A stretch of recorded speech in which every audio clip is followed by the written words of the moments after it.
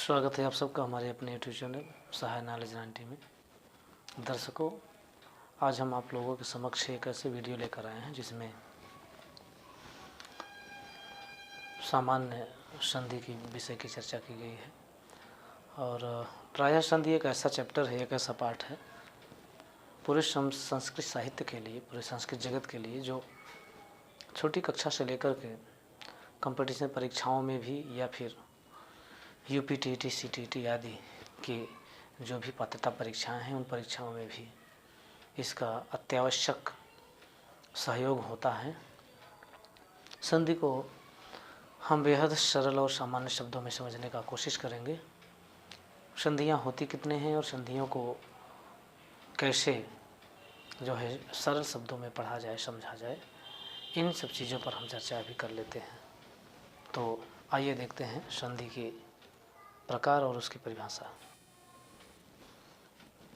जैसा कि आप लोग देख रहे हैं, संस्कृत संधियों को हम लोग पढ़ेंगे।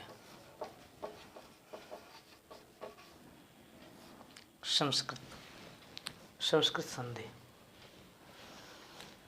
संधि किसको कहते हैं, संधि क्या है, इस पर जो है जानना आवश्यक है। संधि जिसका शाब्दिक अर्थ होता है मेल या जोड़। संधि मेल या जोड़ अर्थात किसका मेल जोड़, किसका मेल कराएंगे, किसका संधि कराएंगे। दो पदों का, दो शब्दों का, दो वाक्यों का, दो वर्णों का, दो अक्षरों का, आखिर किसका। तो यहाँ एक सामान्य सी बात आती है कि संधि में केवल दो वर्णों का मेल होता है। इसलिए हम अगर परिभाषा की बात करें तो परिभाषा होगी कि दो वर्णों के मेल को संधि कहते हैं। संधि की वृत्ति क्या है, संधि शब्द का निर्माण कैसे हुआ है, यहाँ हम देखेंगे कि संधि जो है सम उपसर्ग पूर्वक धारण करने के धातु में की प्रत्यय के योग से बनता है, जिसका शाब्दिक अर्थ होता है मेल या जोड़। यहाँ संधि, जैसे ही हम संधि की परिभाषा जाने, संधि के जो है वृत्ति जाने, संधि शब्द का निर्माण कैसे हुआ इस पर जाने, तो एक प्रश्न आता है कि जैसे अभी हमने बताया कि संधि किन का कराया जाएगा, दो पदों का कराया जाएगा, दो में जो है दो शब्दों का कराया जाएगा, दो वर्णों का कराया जाएगा, या फिर अन्य किसी वर्ण समुदाय या शब्द समुदाय की संधि होगी। तो इस पर एक वृत्ति है, श्लोक है, जैसा इसमें कहा गया है कि संहिताइक पदे नित्या। संधि कहाँ होगी, संहिता के पद में हमेशा होगी। नित्या धातु उपसर्गयोः, धातु और उपसर्गों के बीच, धातु और उपसर्गों में संधि हमेशा की जाएगी। नित्या समासे, समास के साथ संधि की जाएगी। अतुषा विवक्षाम अपेक्षते, विवक्षाम अपेक्षते।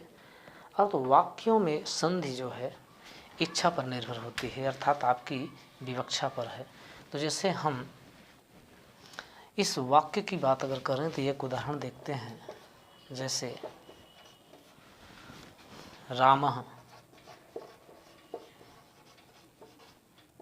ग्रामात्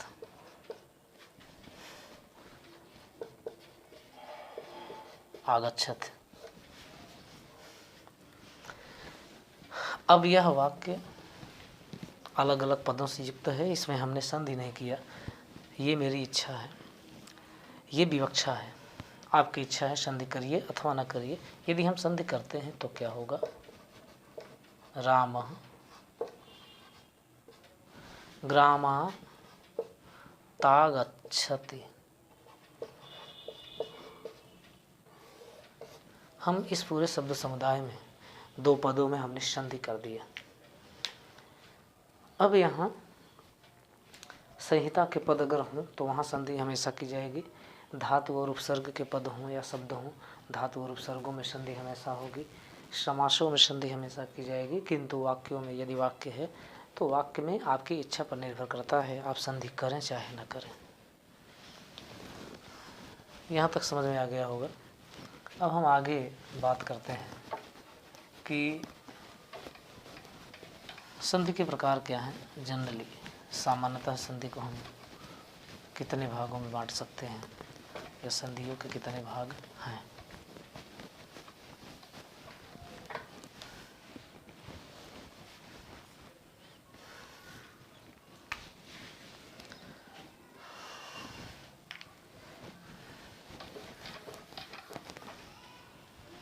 ये सभी को पता है कि संधि के मौलिक 3 भाग होंगे,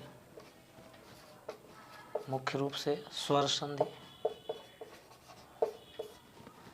दूसरा है व्यंजन संधि और तीसरा है विसर्ग संधि। स्वर संधि, व्यंजन संधि और विसर्ग संधि। स्वर संधि की क्या परिभाषा होगी, इसे हम क्या कहेंगे? जब स्वर वर्ण से मेल कराया जाए, से मेल कराया जाता है तो वहाँ स्वर संधि होती है। उदाहरण के तौर पर देख लें, विद्याधन आलय,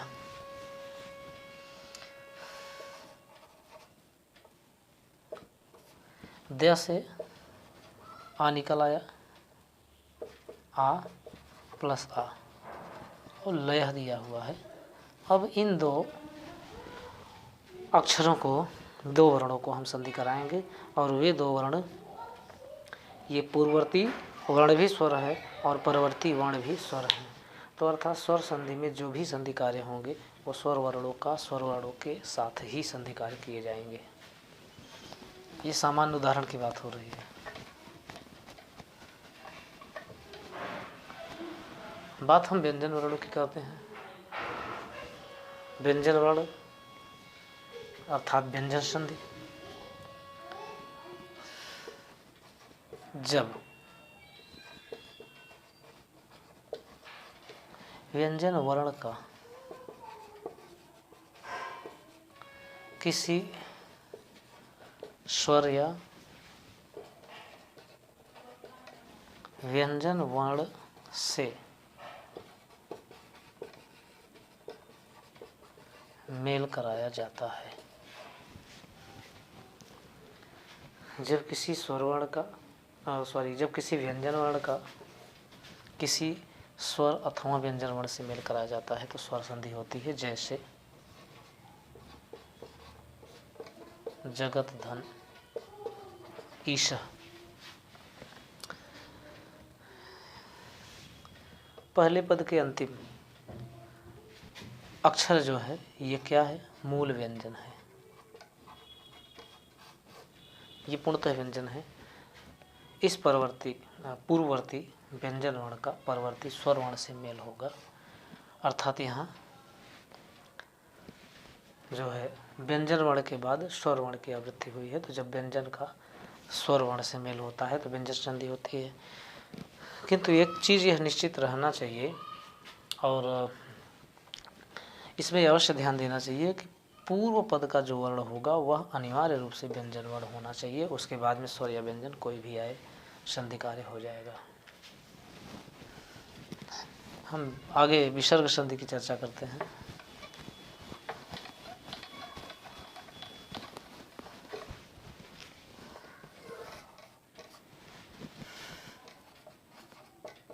जब विसर्ग का स्वर एवं व्यंजन वर्णों से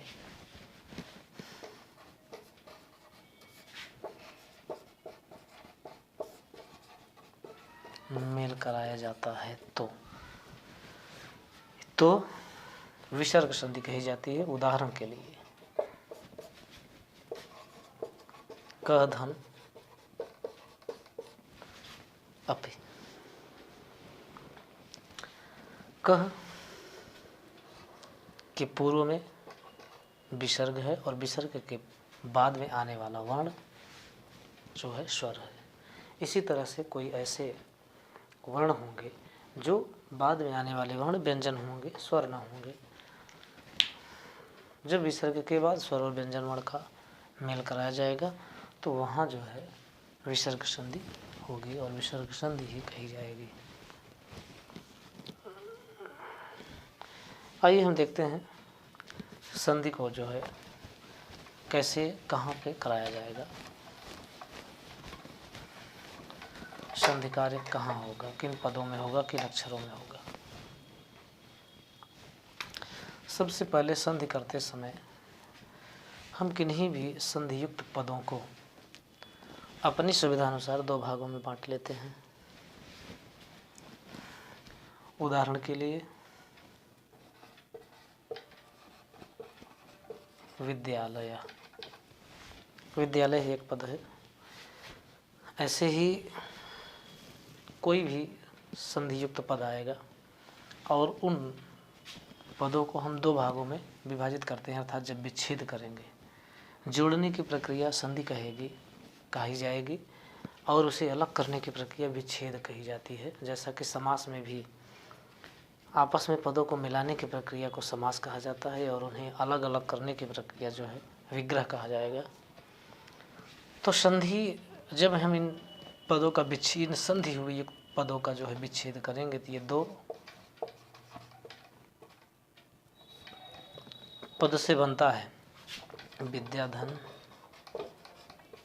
आलय, विद्याधन आलय। हम सुविधानुसार इस पद को प्रथम पद मानते हैं और इसे द्वितीय पद कहते हैं। बात आ गई कि हाँ, हमें संधि कार्य कराना कहाँ है, संधि कार्य कहाँ होना है। क्या वाक्य पूर्व में आने वाले ई के साथ होगा या इस ई का द्वितीय पद के आरंभ में आने वाले पूर्व पद के साथ संधि होगा, अथवा इसका अंतिम किसी अन्य पदों के साथ होगा, तो कहाँ होगा ये निश्चित होना चाहिए। तो यह सिद्ध होता है कि किसी पद के अंतिम वर्ण और द्वितीय पद का पूर्व वर्ण में ही संधि कार्य किए जाएंगे। और इनकी एक और विशेषता होती है, स्थानांतरतम और उच्चारण स्थान की समानता के कारण एक दूसरे के साथ यहाँ पे संधि होगी। अपनी सुविधा के अनुसार हमने यहाँ पहले पद को प्रथम पद और संधि कार्य कराना कहाँ है, तो पहले पद के अंतिम वर्ण। तो पहले प्रथम पद का अंतिम वर्ण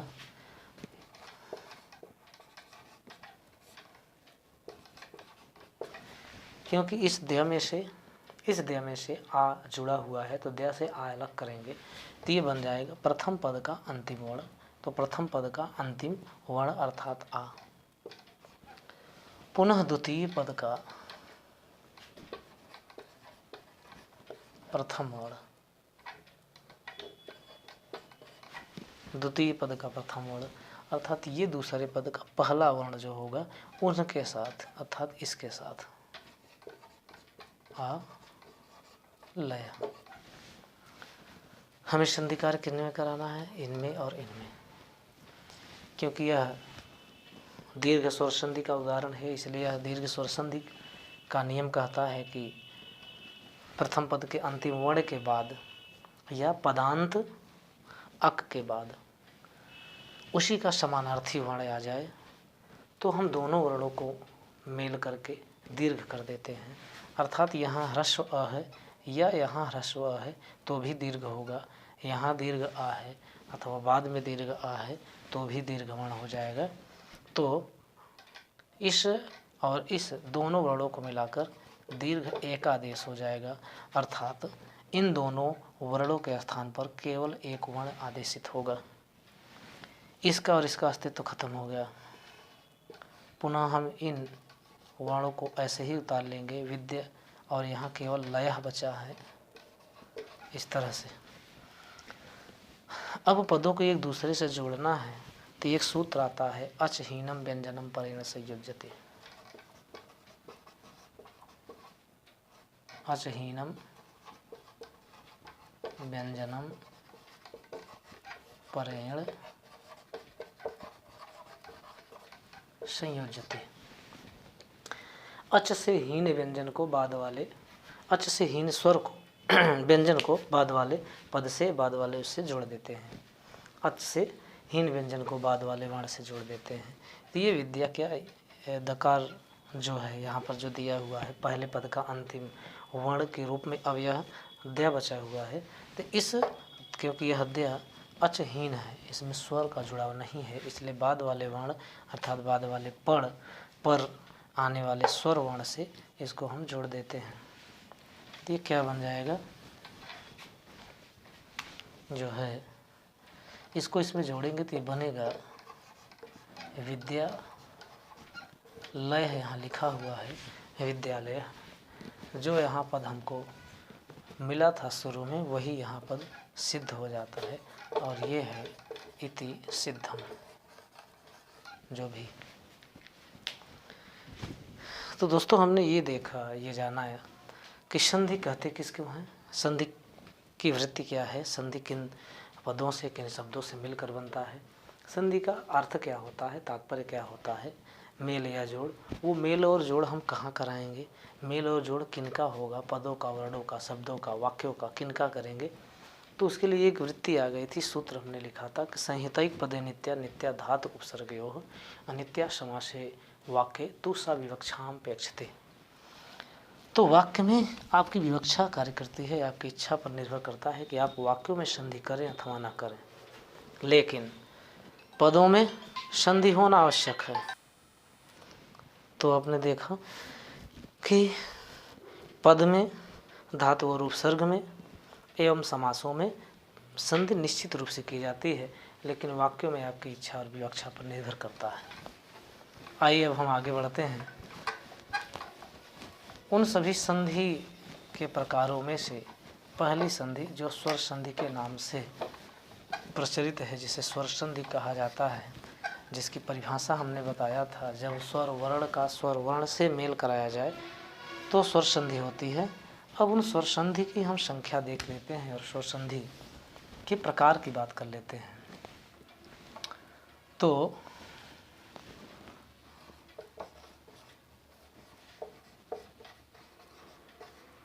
स्वर संधि है, स्वर संधि के सामान्यतः अगर आप देखेंगे तो 7 प्रकार के भेद होते हैं, लेकिन एक और प्रकार है जिसे एक और संधि है जिसे प्रकृति भाव संधि भी कहते हैं। इसको मिलाकर स्वर संधि में कुल 8 प्रकारों की चर्चा की गई है, अर्थात स्वर संधि को हम 8 प्रकारों, स्वर संधि के 8 प्रकारों को पढ़ेंगे। अब उन स्वर संधियों में से हम सभी का नाम लिख लेते हैं। सबसे पहले दीर्घ स्वर संधि, दूसरा गुण स्वर संधि,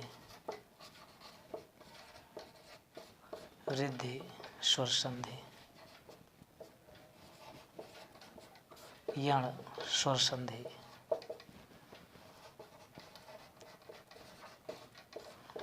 अयादि स्वर संधि, पररूप स्वर संधि,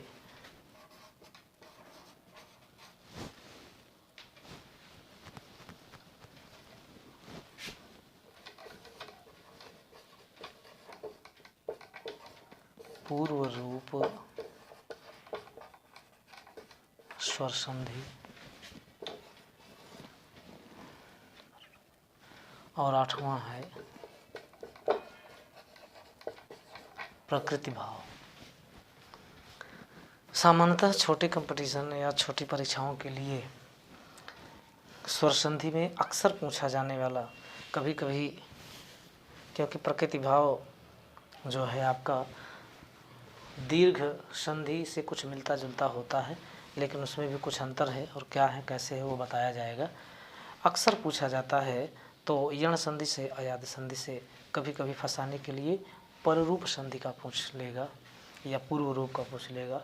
तो जब अक्सर हम लोगों ने यह देखा है कि जो है कंपटीशन परीक्षाओं में स्वर संधि से संबंधित जितनी संधियाँ हैं उन सबसे पूछा जाता ही है। तो सभी संधियाँ कुछ इस प्रकार हैं जैसा कि हमने नाम लिख दिया है।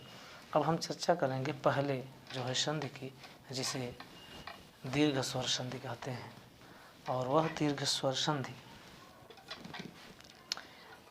इसका सूत्र के हिसाब से हम देखेंगे, अकह सवर्णे दीर्घः, ये क्या कहता है, ये सूत्र क्या कहता है।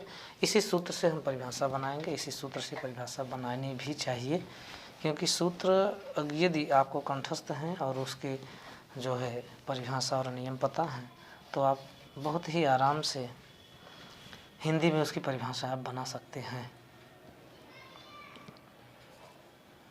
हिंदी में इसकी परिभाषा आप बना सकते हैं। अकह सवर्णी दीर्घ क्या कहता है, कहता है अक प्रत्याहार के बाद अक, अ, ई, उ, री और ली। अक प्रत्याहार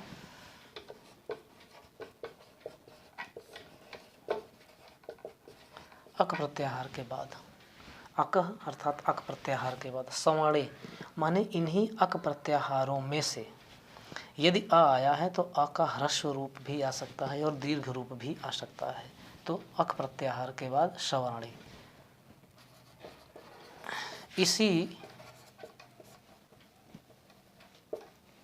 इसी अक प्रत्याहार के वर्णों में से कोई समान वर्ण आ जाए तो, अर्थात यदि अ आया है तो अ के बाद बड़ा आ या फिर छोटा अ आए।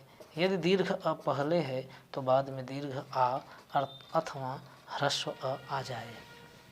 इस तरह का नियम, इस तरह की परिभाषा होगी। आ जाए तो क्या होगा, आए तो पर एवं पूर्व, प्रथम पद के अंत में आए हुए पद का और द्वितीय पद के प्रारंभ में आए हुए वर्णों का पर और पूर्व वर्ण, मतलब पहले वाले और बाद दोनों वर्णों के स्थान पर एकादेश वर्ण अर्थात दीर्घ। तो पर और पूर्व दोनों वर्णों के स्थान पर कोई एक वर्ण अर्थात दीर्घ वर्ण आदेश हो जाएगा। दीर्घ वर्ण आदेश होगा, ये परिभाषा है। ये परिभाषा इसलिए हमने लिख दिया कि चाहे वह छोटी कक्षा वाले हों या फिर टीटी, सीटीटी, भाषा टीटी, आरटीटी आदि की तैयारी करने वाले लोग भी हों, अथवा किसी भी अन्य प्रतियोगी परीक्षा में सामान्य हिंदी के तौर पर संधि की अगर उदाहरण या संधि आदि पूछे जाते हैं तो उसमें भी यह उपयोगी सिद्ध होगा। एक बार हम फिर से देख लेते हैं। यदि अक के बाद, अक का मतलब अक प्रत्याहार के अंतर्गत आने वाले अ, ई, उ, री और री, अ, ई, उ, री का होता है। तो यदि अक प्रत्याहार के बाद इसी अक का अर्थात इसी वर्ण का वर्णों में से कोई समान वर्ण आ जाए। यदि ई है तो ई के बाद ई ही आए हो, चाहे वह ह्रस्व ई हो या दीर्घ ई हो। यदि उ है तो उ के बाद उ ही आए, चाहे वह ह्रस्व हो या दीर्घ हो, या दीर्घ आया है तो दीर्घ आ सकता है। री हो तो री के बाद री ही आए आदि। ली वाला उदाहरण तो दीर्घ में बनेगा नहीं, क्योंकि ली का दीर्घ होता ही नहीं। अच्छा, प्रत्येक वर्ण आ जाए तो क्या होगा, पर और पूर्व वर्ण को जैसा हमने पहले उदाहरण में बताया है कि पर और पूर्व वर्ण का मतलब पहले वाले और बाद वाले दोनों वर्णों को मिलाकर कोई एक वर्ण आदेश होगा, और वह एक वर्ण जो आदेश होगा वह एक दीर्घ वर्ण आदेश होगा। ये ध्यान रहे, एक वर्ण जो आदेश होगा वह एक दीर्घ वर्ण आदेश होगा। ऐसा हो जाता है अक संधि में, दीर्घ संधि में। अकः सवर्णी दीर्घ सूत्र के अनुसार।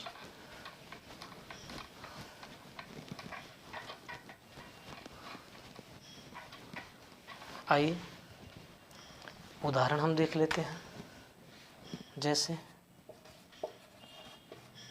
विद्याधन अर्थी। तो हम इसको कैसे अलग करेंगे? पहले पद के अंतिम अक्षर को निकालेंगे, अंतिम वर्ण को निकालेंगे तो विद्या दकार उत्तरवर्ती आकार आ जाएगा प्लस अ, द्वितीय पद का प्रारंभिक वर्ण अर्थी। अब इन पूर्व एवं पर, ये पूर्व वर्ण हो गया और ये पर वर्ण हो गया, तो पूर्व एवं पर दोनों वर्णों के अब हम परिभाषा लगाएंगे। अक, अक प्रत्याहार के अंतर्गत आने वाला वर्ण हो, अर्थात अ इ उ ऋ लृ में से कोई एक वर्ण हो। इसके बाद अर्थात पहले पद के अंत में अक प्रत्याहार का कोई एक वर्ण जो है वह अ है, वो आया है। इसके बाद सवर्णी है, इसी का समान वर्ण आ जाए, अर्थात ह्रस्व अ हो तो ह्रस्व आए, या फिर दीर्घ आ हो तो दीर्घ आए। दोनों में से कोई एक आ सकता है और दोनों में से कोई एक आया है, अर्थात पर और पूर्व दोनों सवर्णी है, समान वर्ण। तो दोनों पर और पूर्व दोनों वर्णों के स्थान पर दीर्घ एकादेश होगा।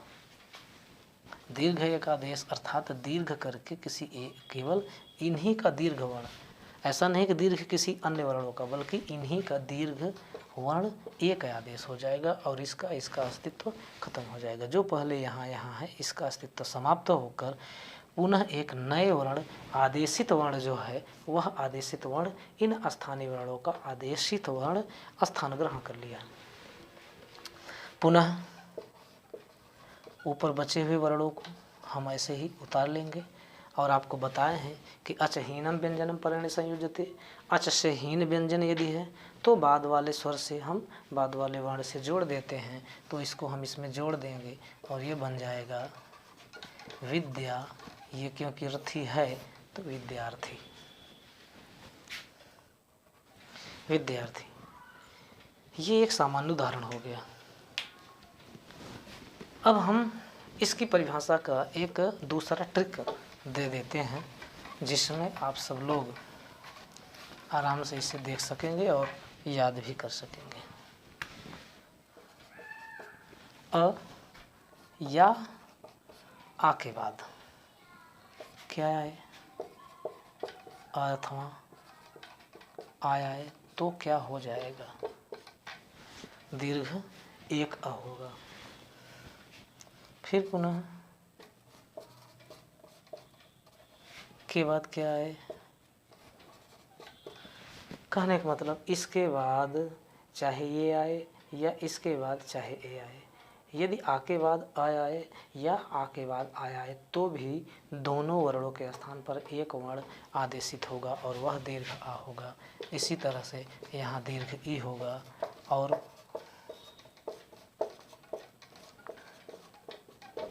तो यहाँ दीर्घ उ होगा और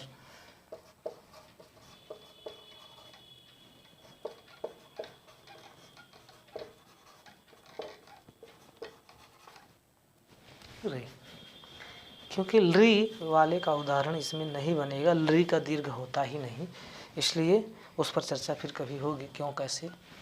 तो ये मूलतः चार उदाहरण आपको देखने हैं और यह आपकी परिभाषा भी बन गई कि यदि अ अथवा आ के बाद अ और आया है तो आ भी होगा, ई और ई के बाद, या हम ये परिभाषा बना ले यदि अ ई उ ऋ के बाद अ ई उ ऋ आ जाए तो पर और पूर्व वर्णों के स्थान पर दीर्घ एक आदेश होगा, अर्थात एक ही आदेशित वर्ण होगा।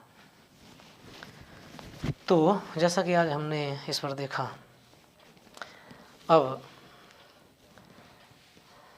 इसके बाकी जो उदाहरण हैं वो हम अगले वीडियो में बनाएंगे, आपको अगले वीडियो में देंगे और स्वर संधि के अन्य भेदों की चर्चा भी अगले वीडियो में हम करते हैं। आज के लिए इतना ही, तब तक के लिए धन्यवाद, नमस्कार, नमः संस्कृताय।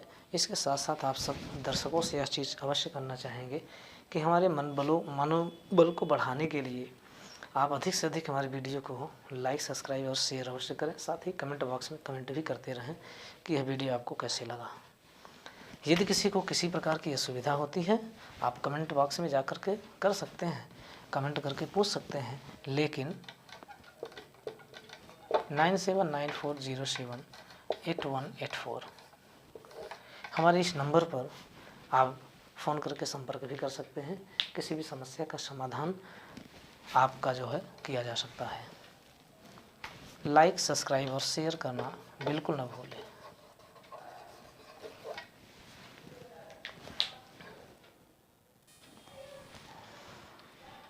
दर्शकों, जैसा कि हमने आपसे अभी बताया, अभी चर्चा किया कि संधि क्या है, संधि के विषय में कैसे पढ़ना है, और संधि की हमने सामान्य परिभाषा के साथ साथ संधि के रूप, प्रतिरूप और स्वर संधि की हमने शुरुआत कर दिया है।